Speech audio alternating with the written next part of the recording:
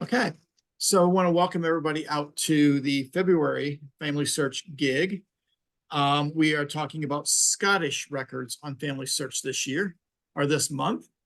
If everybody remembered last month, we were supposed to talk about Irish records, but I got a little confused and talked about Italian records instead, but not a big deal. We fixed that as we went.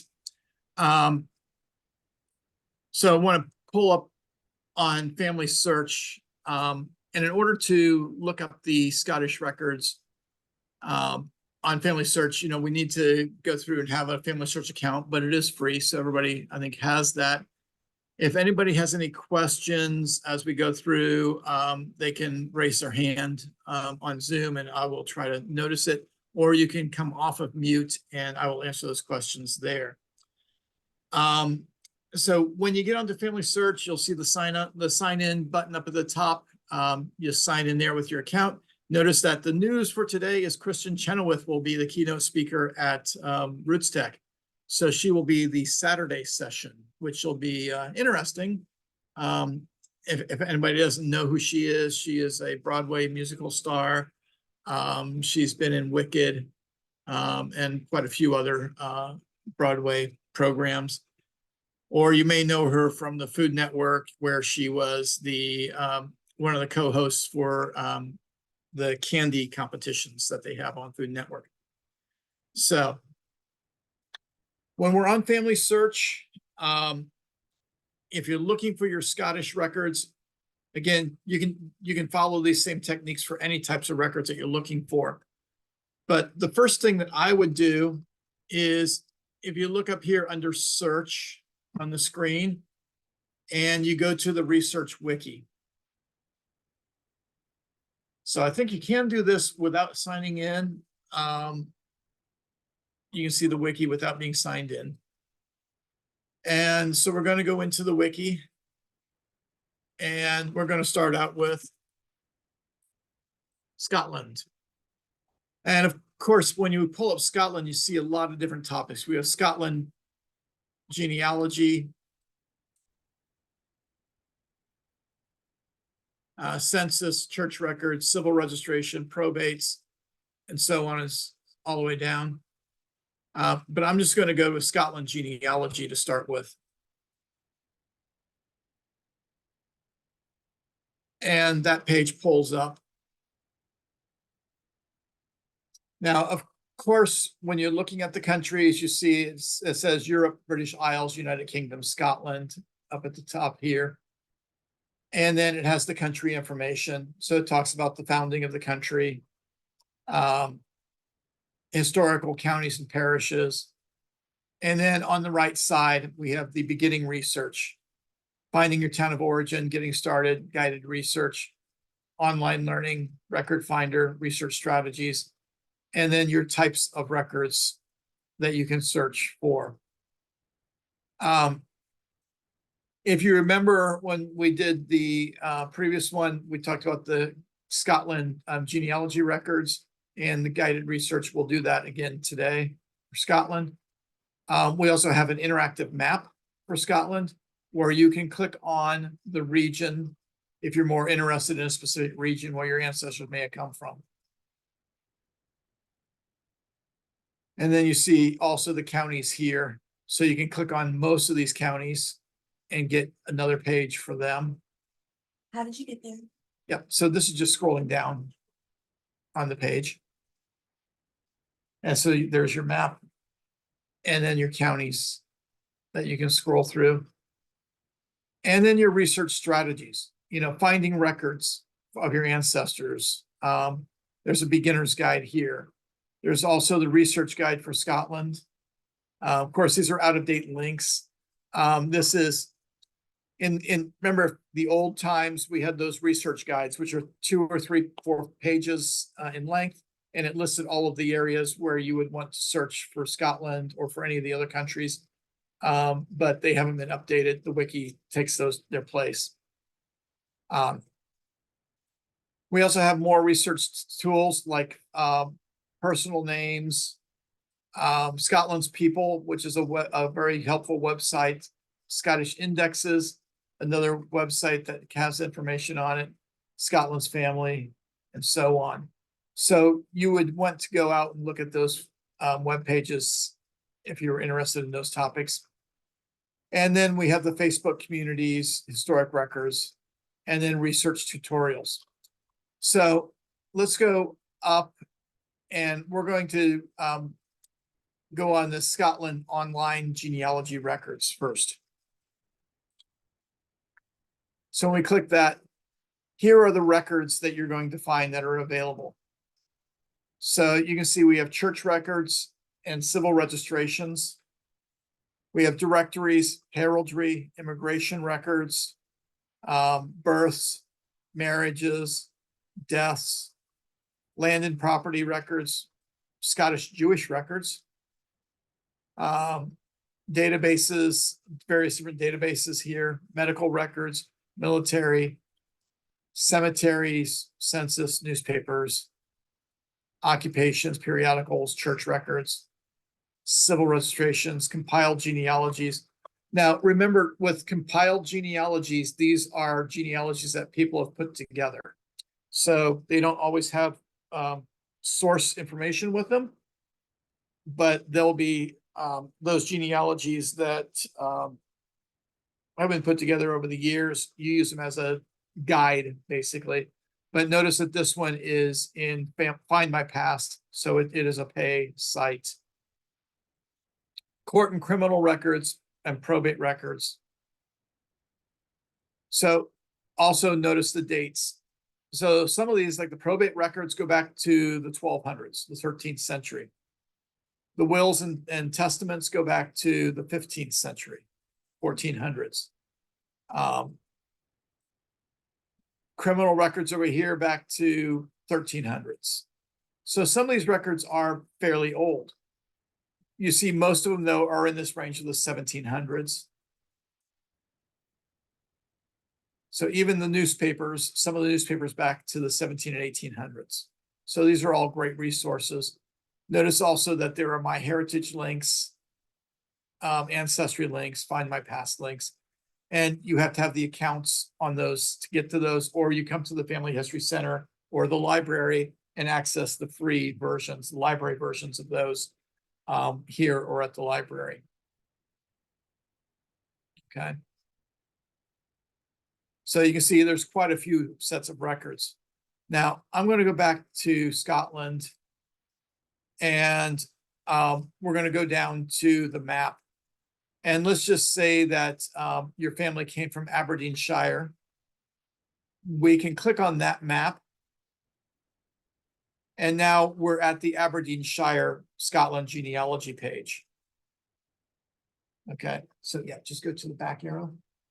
No. This here.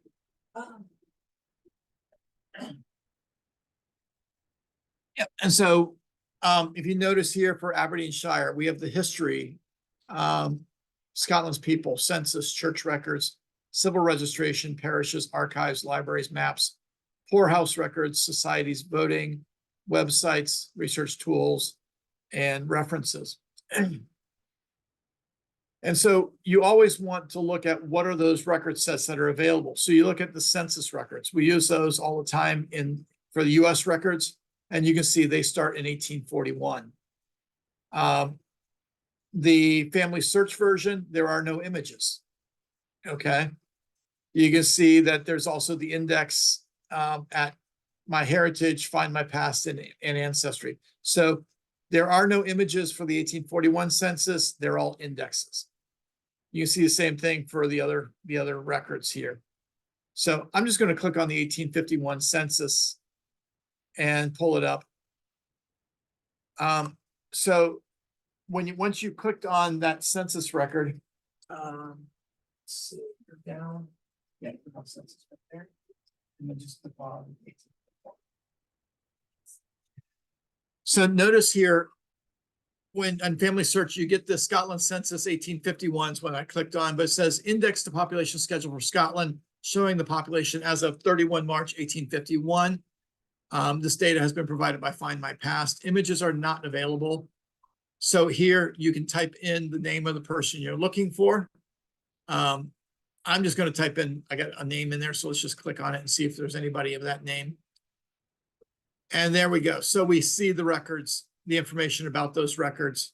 Notice it only has the piece of paper associated with it. It doesn't have the camera. So this is the indexed record. And if I click on it, I now have this index record, and look at that. Hold on. This record may have come from the image, but it's slightly off. Okay, so let's look at the view image.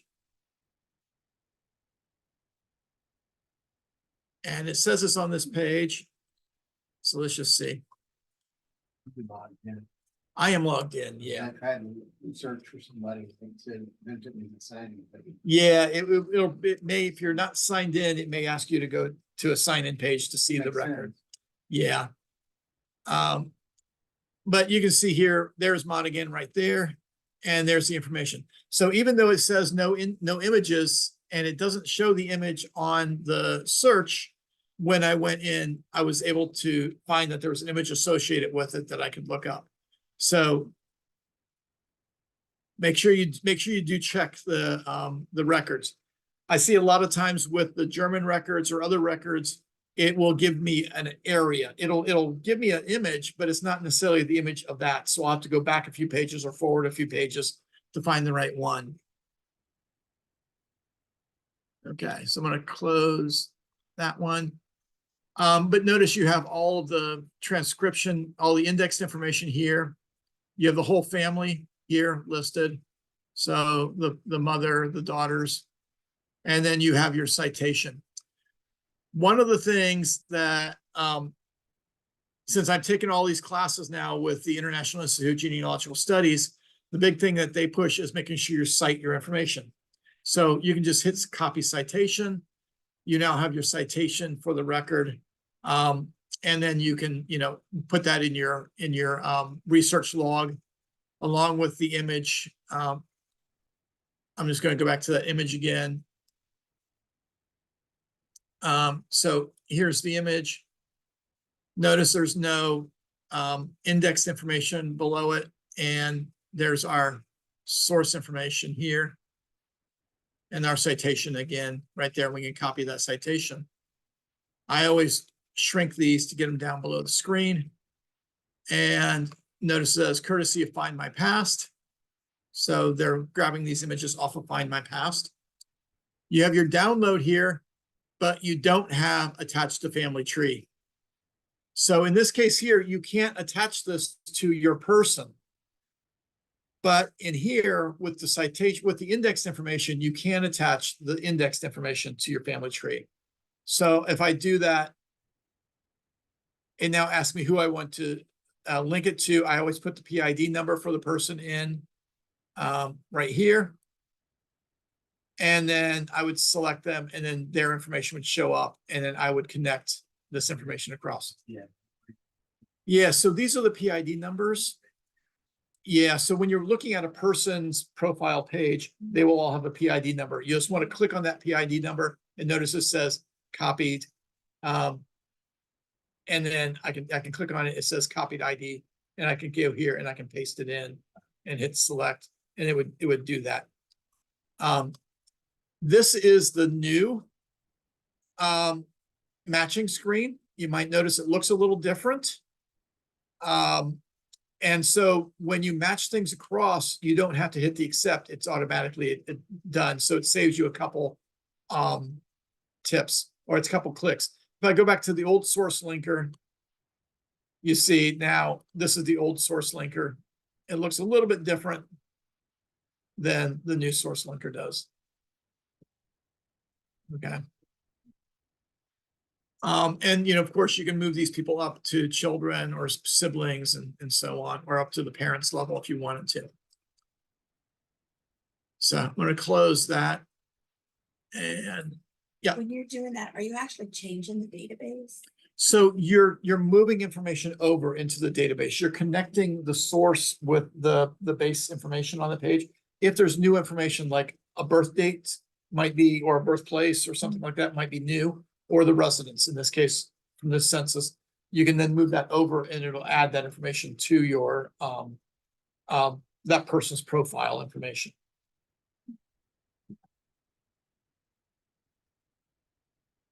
So we go down, so you see all the census records from 1841 to 1911. And you can see these say there's images associated with them. So the church records, 1658. So again, if we go over to the church records, you know, we can click in and we'll just put that same family name in here. You got your citation under here for the church records. And these are originally filmed at National Archives of Scotland. So that's where these records come from. And we're going to go search. And we'll look at Annie here. So this is a baptism record. Again, you can attach it to your tree. You can copy the source citation. You can see more information. Remember that these digital folder numbers, this is the film number. So if you ever want to go back and look, the film number is not included here. It does have the link to the page, but you want to always add that film number and image number 38 for your information. So I'm going to click on it and see our information. And we see the information that's been indexed over here. If you find out that somebody's got something spelled wrong, you can go in and edit it. You can change the age. Okay, in this case here, if it's a baptism record, let's see where Annie is here. Let's see. See if she's easy to find.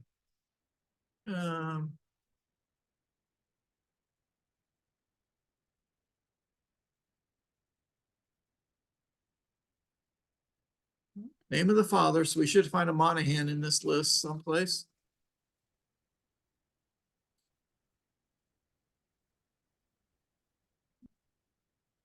I don't see one. Well,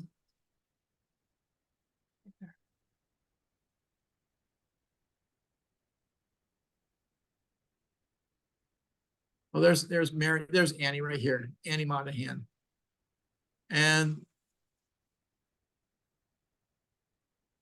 that, I don't know what that means. Of course, I picked a difficult one. It's not straightforward.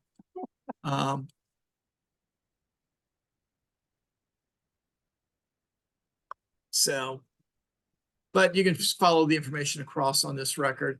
You see this one here, we can attach this record to the family tree. And that would be just the same. So now we'd have this image attached to the tree. And we could also attach the index record to the family tree. And of course, up here, you can still edit. You can share this information. You know, if I want to share it, I can copy a link and I can give it to somebody on Facebook or by email. I can save this information for future reference. So I'm going to close that one. You see the civil registers. So Scotland's People is a wiki. Basically, it's a website where people can add information. It's a contributed website, so people are indexing information and adding it in. The births started in 1855, marriages and deaths 1855. And it says it has indexes up to 2021. Or if you know which parish they came from. So let's just say that these people came from Methlick Parish. So I can go right in here and I can see what's available for that parish. Here are the film numbers that are available for this. This looks like census records. So these are the 1841, 51, 61 to 1891 census. And then the 1901 to 1911 census are on Scotland's People website. Our church records, so we can look at these old parochial church records again, look at birth, marriages, and deaths starting in the 1600s. And then it talks about the different types of records here. Marriage records are regularly kept. So look at the death records. There's a couple entries here. There's a couple entries between these ages or these dates. These dates are defective. So it's just telling you that there's a lot of blank information or bad pages or, you know, destroyed images. So make sure you read this before you start getting into these Because you could get into this and go, well, why isn't mine here? And you're looking down here and said, oh, this is blank from 1791 to 1794. So those pages are blank in the film. Looks like somebody's gone through and done the cemetery in this, so the inscriptions of the cemetery monuments. And then we have the minute books for the church also listed here in the catalog. So a lot of really great information. There's your probate records, so your wills.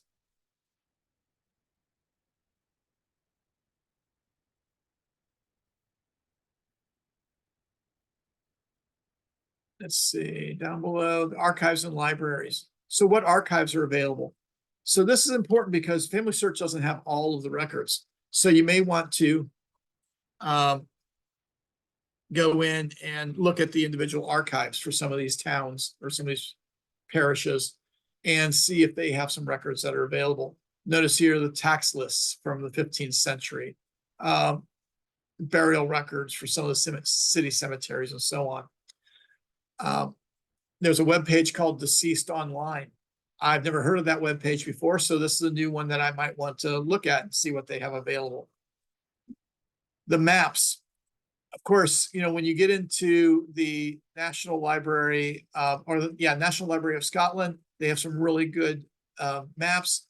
We can look at estate maps and you can see, you know, we'll look at Aberdeenshire and look at the 1842 map here. And let's see, we're going to view it in larger detail. And now we can see, you know, the types of land that are here, some of the landowners.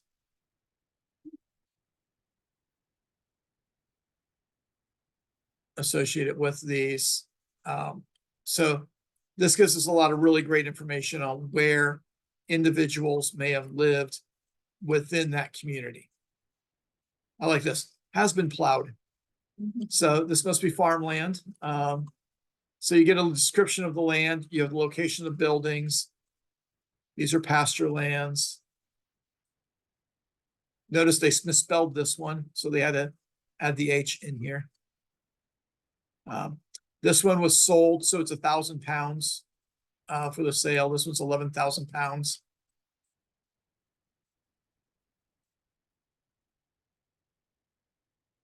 So there's a bridge here. So you can see the paths, the roads in the community.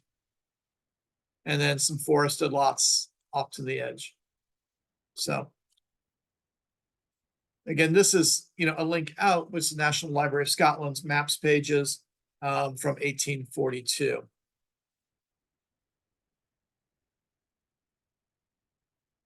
You also have your historical societies and genealogy societies here with their addresses. So you have their contact information. So if I go out to this one here, it actually brings me out to that society's webpage. And you can hit the contact us and send them an email. See if they have any great information that's here also. You can read their newsletters, the January 2024 newsletter. Let's just see what they're talking about in their group. So it looks like they're closed due to yellow weather forecast. I don't know, heavy snow. Okay, so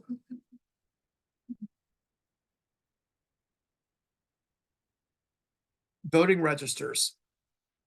So these are on Ancestry, but again, if you have your account, you can click into it. You can go right to the Ancestry account and you can see the voting registries. And so I'll have to sign in here.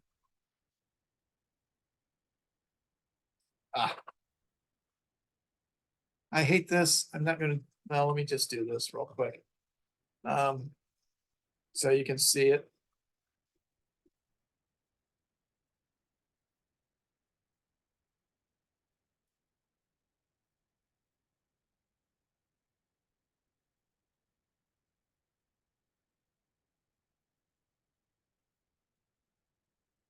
Oh, Okay, let's go back to the previous page. Just got to do it from here again. So again, if you have your account at the or on your for yourself, you can go in and see your account. If you're working in the library, you can log into the library's account, and then you can put in your information here and do your searches for that information.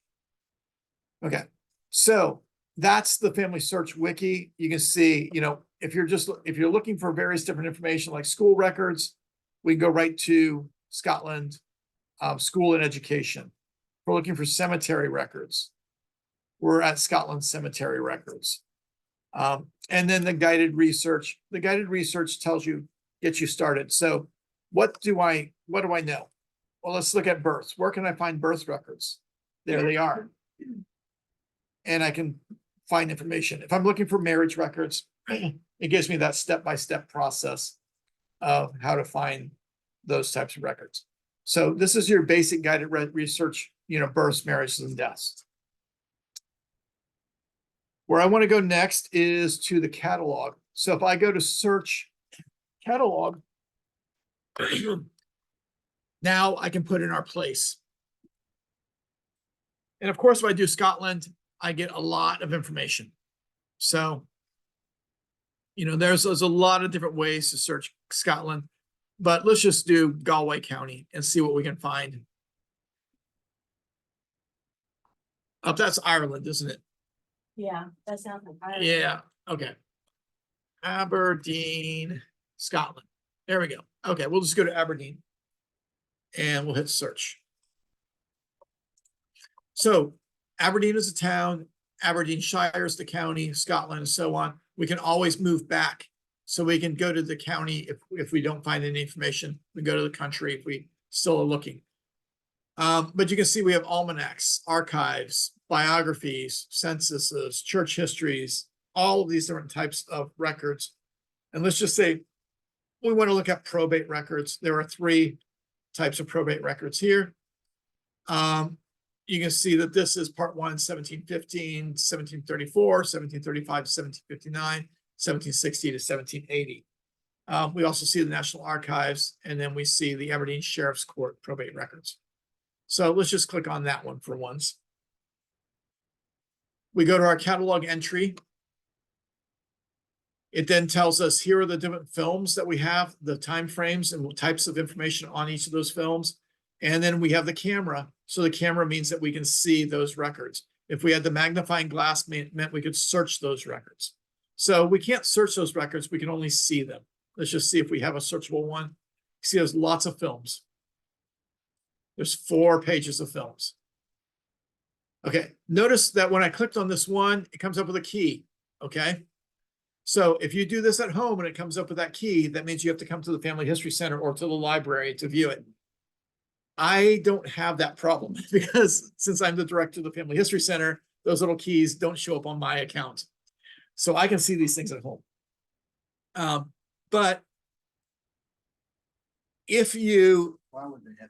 that means that the owner of the record, so that's that type of record, the Scotland or Aberdeen, whoever owns that record, has designated it to only be viewable in the libraries. So that means you can't be at home viewing it. They have lots of different reasons. Some places like Chicago Records, for example, they will do this because they want you to buy the record. And so you can pay $30 to buy the record, or you can come to a Family History Center and view the record. Some of the European countries, they have the restricted access because of privacy laws. And so you can't see that one at home. But if you go to a Family History Center, you could see that record because it's in a You do it to generate revenue. well, in that case, it's personal information, privacy for like some of these European, because you are in a controlled environment and you're viewing it. Some of them don't let you download it. So you could print it, but you can't download it. That sort of thing. And so it's just the amount of access. And some of them, some countries have had problems with people scraping the images, meaning that they just download image after image after image, and then they create their own database with those images. And they don't want that happening. So you'll notice in some of these cases, if you go through and you save a bunch of images or print a bunch of images, all of a sudden FamilySearch will say, you've printed too many or you've saved too many. And you can't, you now need to wait an hour, sort of thing. Yeah. So you're not scanning all of the records. But yeah, you can see as we have the images here, we can pick the ones that we're interested in, and then we can go and go through these in chronological order. And so notice this is 6th day of September, 1929. And this is an inventory of personal estate with the information about whose estate it was. And then all of the items, wearing apparel valued at £5. Some savings bank valued at £241, £236, I should say. And so you get an idea of the estate. Now, the interesting thing is the pounds, shillings, and pence. There are, oh boy, I can't remember,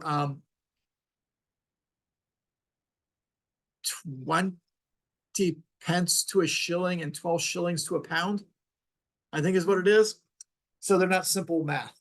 Yeah.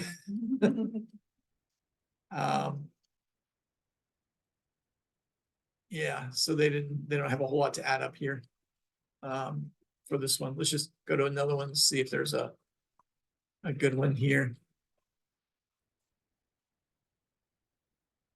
Let's see. Who would be a good for having this information of somebody? So you can see what was in their estate, and you can see on some of these other pages who that material went to. So if you're looking at this, and this person had $349 or £349 in their bank account, and you look, well, what did that mean in 1920? How much money was that? If you look at the 1920 US Census record, you'll see that rent for a house might have been $10 a month. And, so if a person has £349, that might be a year's wages for somebody in the US in 1920. And so you can just do a comparison of seeing what their estate value was. In ways they can find a lot of money. It's going to come to them in this scenario. I mean, you could look up heir estates and see if these estates have been founded. I was just doing a research on a project or a document research for somebody in the 1860 census, and they had $650,000 in their estate in 1860. Huge estate. Most people had $1,000, $500. So you can just see in comparisons what that value was. So if you notice the catalog, there's a lot of records for Aberdeen, and you can go to whatever location you're looking for and see what records are available.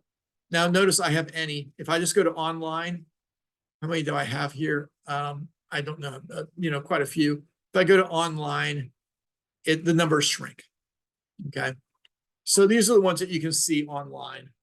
The ones that are any, maybe a book or something of that sort. But you can also search your books and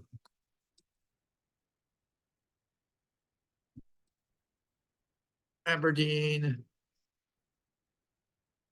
and I'm going to do a search. And now we have, a listing of 64,000 books that have something about Aberdeen in them. You can see if it's a full text. So you can view inside. What is this? These are maps. So let's just take a look at this map here.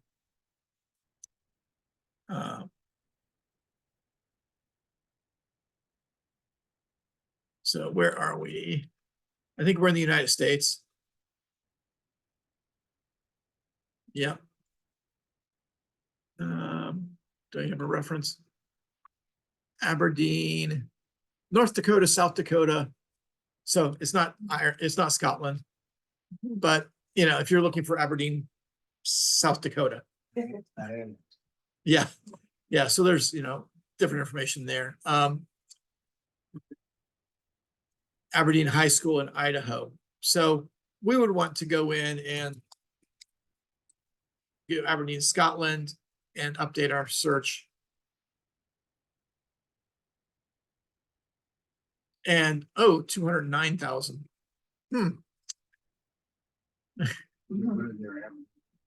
There's Aberdeen, Scotland, and due to restrictions, we cannot view online. So, yeah, because access to these is based on copyright. And so if it's like in the United States, it's 80 years or something like that, more than whatever it is. But so if you look, you know, depending on which country you're in, the copyright rules are different. So let's see. I can view this one inside.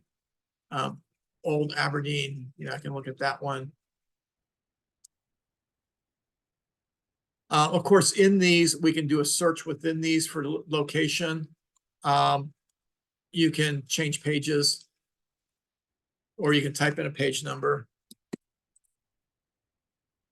And there you have your information.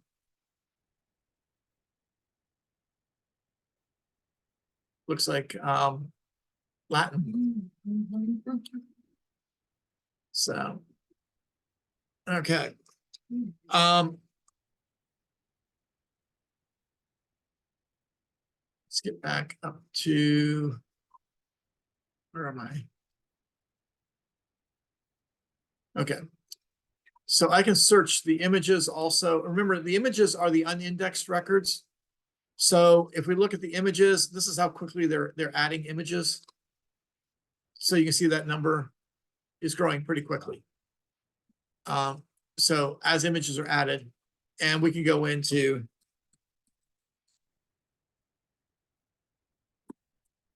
Aberdeen, Scotland. Let's just do this one. Narrow it down a little bit. We can see all of the images here. So St. Nicholas Church, Old Aberdeen. We have the film number, the item number within that film, the time frame, the type of record it is.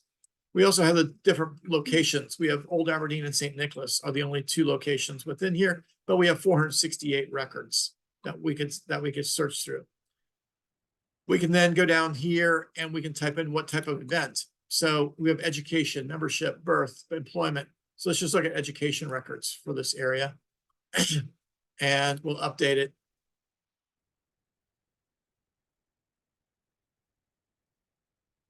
Let's see.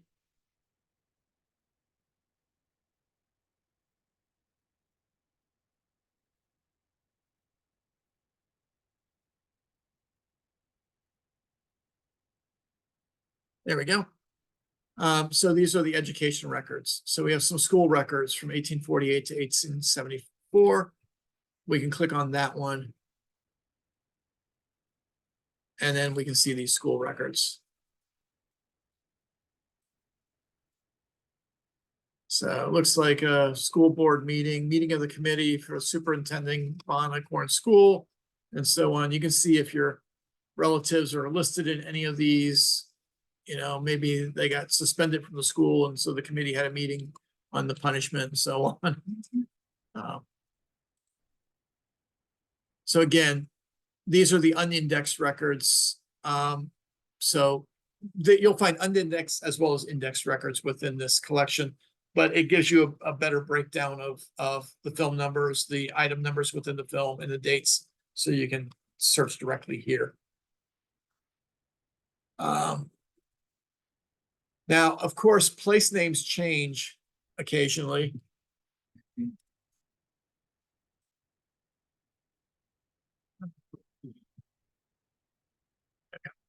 So this is on familysearch.org/research/places. And we'll just go to Aberdeen. And it gives us our latitude and longitude and gives us alternate names. So you can see here, Aberdeen, the English way of doing it, and then Aberdonian, Aberdeen, which is the Scottish version, the full name. So see what we have for display names. So Aberdeen, and then citations. Where does this information come from? So it comes from Wikipedia. But you also have the map here. And so you can look up different, I mean, you can zoom in on the map, get information about locations. You can also look at the timeline. In this case here, I can go back to the older timeline, and I can see if there's any changes to the names.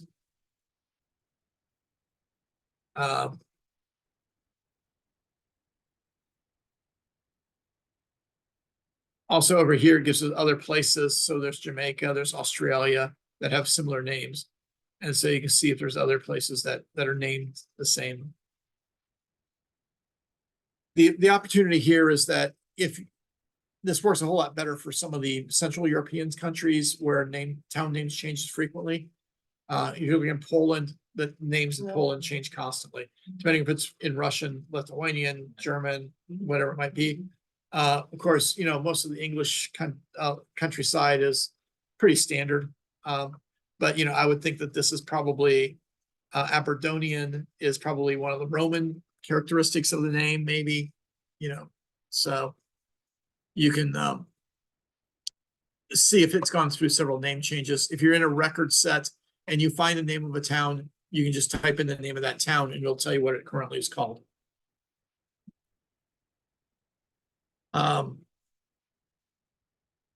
I want to switch over to Family History Guide. So this is the fhguide.com. And the people who have been around for a while know that I'm the education director for the Family History Guide. This is a nonprofit organization for genealogy education. But if we go to countries and we go to the British Isles, we see Scotland. And now this is telling us how we do Scottish research. And so the first tab is general research. And so we can learn about Scottish records. We can download Getting Started with Scottish Records Research. We can watch a video on beginning research. This is an hour and 6 minutes. We can look at Scottish family histories. We can see things, 10 best, mostly free genealogy sites. So there's a lot of information, some short videos. This is 8-minute, how to research Scotch-Irish. Scotland Record Finder, strategies, and so on. So you can follow through step by step. Now, if you want to learn how to use the archives and libraries, you just click on number 2. And then now we're doing the step-by-step process for archives and libraries. Or if we want to go to vital records, we now have step-by-step for vital records. Notice this one has the little lightning bolt, which are the quick links. So if we go down to the bottom, here are quick links to FamilySearch, Scotland births and baptisms. Here's quick links to find my past. Here are quick links to my heritage. So these would send you right directly to those data sets. If we're doing FamilySearch, we just open it up and we're right on the Scottish marriages records, and we can do our search right there. So, when you see those lightning bolts, it's going to records. We also have this quick links down here for the census records. So we can pick what year our census record is and go right to it. Or the Red Book, Scotland's Mental Health Institutes registers and admissions. See if any of your ancestors were insane. And then postal directories and post office directories. And then, of course, at the bottom, we have the different counties. And so you can go right to those counties and open up the page, the wiki page for those counties. Here's your churches and cemetery records. Same thing, we have quick links on these also. So when you go down to the quick links, you see here are the church records in FamilySearch, Find My Past, Ancestry, and so on. Emigration and immigration, again, the step-by-step process where you're going to find those bits of information. And then Ancestry has the Glasgow ships lists. So all of these go to different locations within the Scottish records. Let's see. Family's history is part of FamilySearch or is it separate? The Family History Guide is a nonprofit organization, but we are affiliated with FamilySearch in that we are the official training site for FamilySearch. Some records aren't there. and we can access. Right. We provide links out to the FamilySearch websites from Family History Guide. Your tutorials will be basic. The tutorials, the videos, the handouts. Can't figure it out. Right. Yep. Yep. And we're also now the education arm for the National Genealogical Society. So NGS and us, we just partnered, we just announced that partnership. Took us a year to get the partnership in place, but we just announced it. And so now NGS uses the Family History Guide as their educational source for training. Yeah. You can also learn, how to beginning research, computer basics, and so on. You can go to Learn Family Search. We've changed the web pages around here, so I'm like learning paths. Everywhere, Family Search, Ancestry, My Heritage, and Find My Past. So if you want to learn how to use these sites, you can go right here to those, or any of the apps that are available, like Goldie May, Tree Find, are available also. We're going to go back out to Family Search. And I'm going to show you all an example here. So I'm going to go to not a Scottish record, but I'm going to go to a Family Search profile for one of my ancestors or one of my relatives. The pages, are customizable. So you can change your layout to double column, to single column. You can change the order of the information on the page by dragging and dropping things, so it's more convenient to you. You can change the contrast on the page, high or low contrast. But what I want to show you is the way that the new records work. So I can view the record. I can see if this is my person. So notice he says he died 12 July 1867 in St. John's, Mercer County, Maria Stein, the same place pretty much. So I can view and attach this record. Now notice here he is. Now notice it tells me that these things have differences. And I can look, so it says Henry Rudolph instead of Henry Putoff. If I want to change it, I can just hit this edit and I can change that. Right. Well, I know because the family name is Putoff, and you can see all the other records are Putoff also. So I'm just going to change it. I just changed it to English, so it knew it was English. It says here his birth was Prussia. Oh boy, I have Maria Stein, so I don't know. Maybe he was born in Germany. So this is something that I'll need to look up. And you can see the death date. You can see here's marital status. His occupation is a carpenter, so I'm going to add carpenter over. His race is white. His residence, St. John's, Mercer County. I usually don't add this married or race because, it doesn't tell me a whole lot. But I'm tagging it, so I'm attaching that information. And there it is. I can view the image.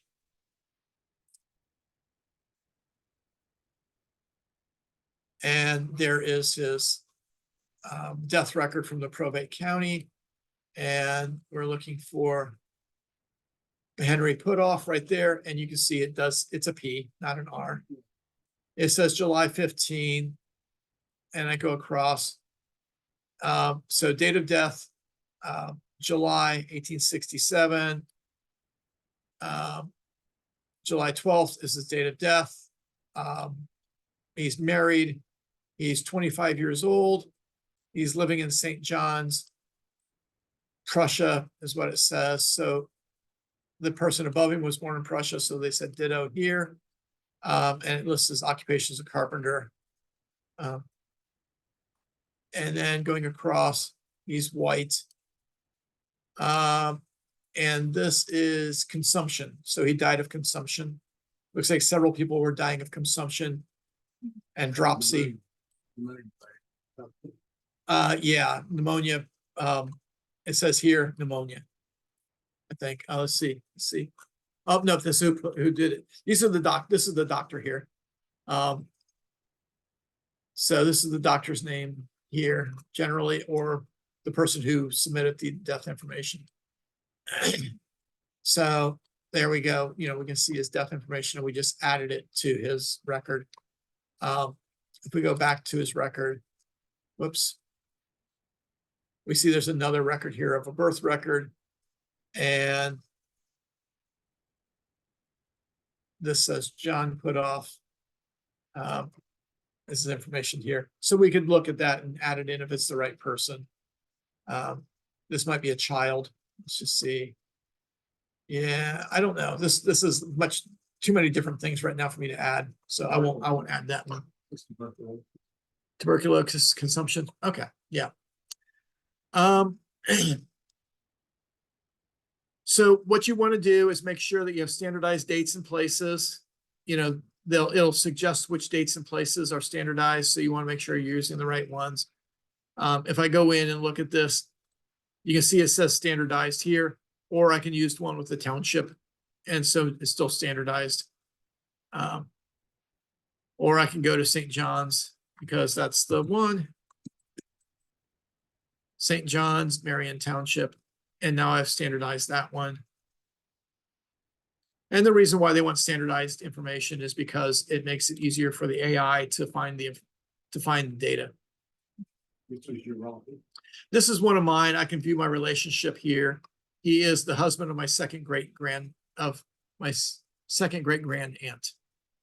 So this is how this person is related to me. There's our common ancestor, and then there he is right there in the tree, and there I am down here. So, okay. So we looked through the wiki, saw the different types of available information, saw how to narrow it down from the country to the county, to the town, to the parish, to the type of record set that we're looking for. We looked at finding books within the catalog. We looked at indexed records as well as unindexed records, how to see the images. We talked about the place names database, standardizing data input, and the family history guide. So I'm going to stop sharing the screen and I'm going to go and see as far as our participants are concerned. Do you all have any questions online? I do.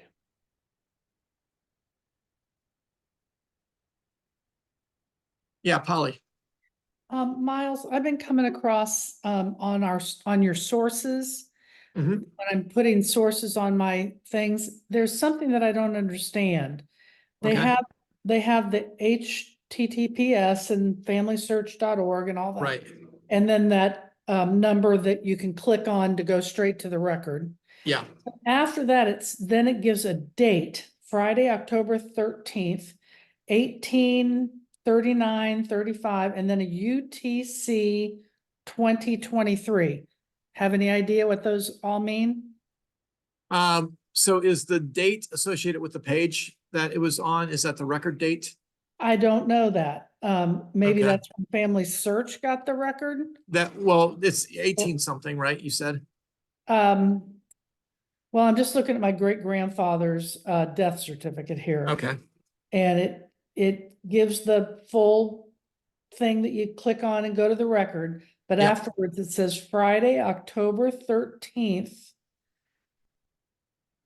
And then it gives maybe a time, 18.39.35. I don't, but look at one of your records and you can kind of see it. Okay. I just Yeah, kind of wonder what it is. let me just do a quick thing here once on one of these, and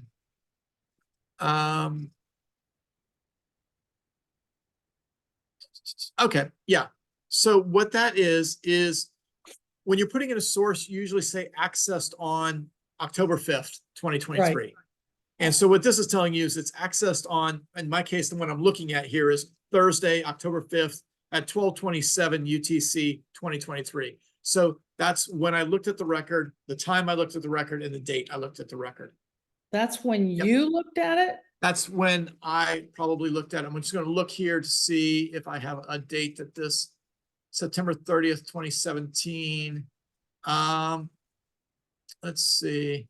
I thought it had something to do with Family Search because it was inside the. Yeah. Yeah, it's a date, time and that information. So, I didn't access that till 2024. yeah, I'm looking at when I accessed on 2017 and it has a 2023 date on it. So I don't know. But I should include that with my source if it's something. I wouldn't bother with it. I think the more important thing is the date that you accessed it. Got it. Miles, this is John. Yeah. Yep. I don't know, UTC, I think stands. Universal it's the time zone. It's called Universal Time Coordinated. Yeah. I think it's the new term for basically Greenwich Mean Time. Greenwich. Yeah, it's Greenwich. And so I'm not sure whether that's when the record was created or when somebody accessed it or what that is, but that's what UTC is, sort of like Greenwich Mean Time. Right, Okay. right. Thanks, John. Because they're not going to go through every time zone and figure out what time zone you're in to give you the time on it. But it doesn't look like it's when the record was created because, like I said, the one I was looking at was 2017 and the UTC was 2023. So it might just be. I don't know. I wouldn't hazard to guess. Yeah, Well, yeah, okay. well, UTC 2023 would be It's a year. 8/23 in the evening. Well, no, it's 12/27 UTC, and then it says 2023 after it. So the year is 2023. Okay, 12. Yeah. Okay, got it. Yeah. All right. So Maybe- I wouldn't bother with that in the source particularly. I would use the web page, and then I would say accessed on whenever it was that you used it. Okay. Yeah. I thought that was kind of new because I had never seen that before. Yeah, I hadn't seen it before either. Yeah, okay. And I'm trying to join a lineage society. I wasn't sure how much of that I needed. Okay, thanks. Yep. Any other questions online? Okay, any questions here in person? Yeah. Yes, need this family search account. Might be other question, must be using it. We can set you up with an account before you guys leave. I can do Yeah, but it's real simple. You just put in it. Then phone number and email address, name and password, and then enter a couple of ancestors until it links up to the account. Yeah, I wouldn't take a look at that. Okay. Okay. Yeah, Oh, any other One questions? other Yep, Holly. One other thing, real quick, if I want to add someone on Family Search that I'm looking for that Yep. isn't one of my family members and I'm Right. already, I'm an account holder and all that. Yep, And I have my whole family tree on there, but I don't want her included in my family tree. It's just Right. somebody I want to start with. How do Yep. I do that? okay. So you go up to where it says recents. So you're on a profile page. Any Yep. profile page, doesn't matter. You go to recents and you pull that down and you see add unconnected person. Oh, good. When you add unconnected person, here's the person you put, and you can add anybody you want here that's not connected to your tree. Now it'll search to see if there are already duplicates in the family search tree. Right. This is, for example, you run across a family bit of information, like when I do the photos. I find a photo at a flea market and it's got the names of the family. And so I'll enter all the names of the family. I'll create that little bush, that little family bush. Okay. And then I'll start looking for records and start building it out. And then I'll connect them up to the tree when I find a record that connects them. Okay, thanks. Yep. Okay, anything else? So next month, we will be talking Scandinavian records. So we'll have Family Search, but we'll also have some stuff from Archive Digital, most likely, which is the webpage that does Scandinavian data. And then that'll be on the 21st. Yeah, 21st. I have to check that date. It's back. No, this is March, Oh, March. but we also have the genealogy conference on the 23rd. And I will be in Jacksonville for part of that week, so I will probably be coming back on Thursday, so I hope to be back in time for that. So if I need to change it, I will send everybody a message. I will modify that. April, we have Italian research. And then in May, we will be talking German resources. So, okay, any last questions? If there are none, I will stop our recording.